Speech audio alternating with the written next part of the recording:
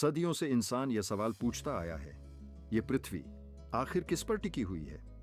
हमारे वेदों और पुराणों में इसका जवाब मिलता है, शेषनाग। लेकिन क्या सचमुच यह धरती एक नाग के फन पर टिकी है या यह सिर्फ एक पौराणिक प्रतीक है? आइए जानते हैं विस्तार से। हिंदू धर्म में शेषनाग को अनंत शेष भी कहा जाता है। कहा जाता है कि यह एक दिव्य सर्प हैं जिनके 1000 फन हैं। पुराणों के अनुसार वे क्षीर सागर यानी ब्रह्मांडीय समुद्र में लेटे हुए हैं और उनके विशाल फनों पर यह पूरी पृथ्वी टिकी हुई है।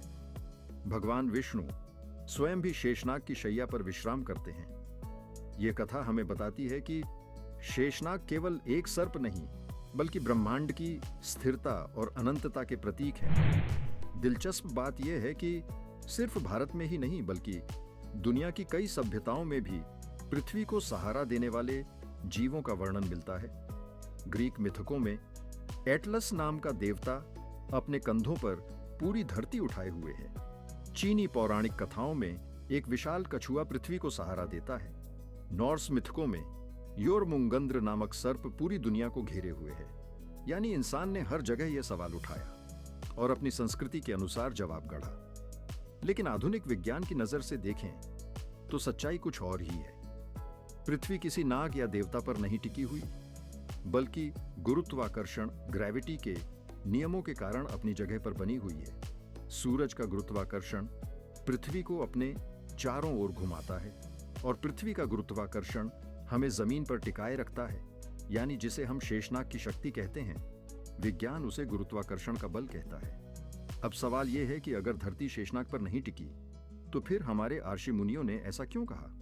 दरअसल पौराणिक कथाएं प्रतीकात्मक भाषा में लिखी गई थीं। शेष का अर्थ है शेष रह जाने वाला, यानी अनंत। शेषनाग उस अनंत ऊर्जा और स्थिरता के प्रतीक हैं जो इस ब्रह्मांड को संतुलन में बनाए रखती है।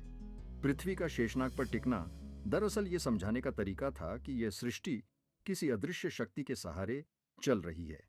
तो क्या पृथ्वी सच में शेषनाग पर टिकी है?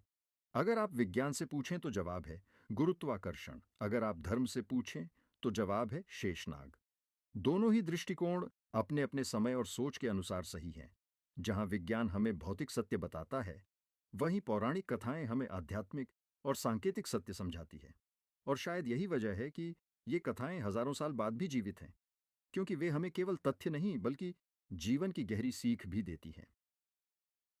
तो दोस्तों, अगली बार जब आप सुनें कि पृथ्वी शेषनाग पर टिकी हुई है तो इसे एक रहस्यमयी कहानी ही नहीं बल्कि हमारी संस्कृति और ज्ञान का प्रतीक भी मानिए।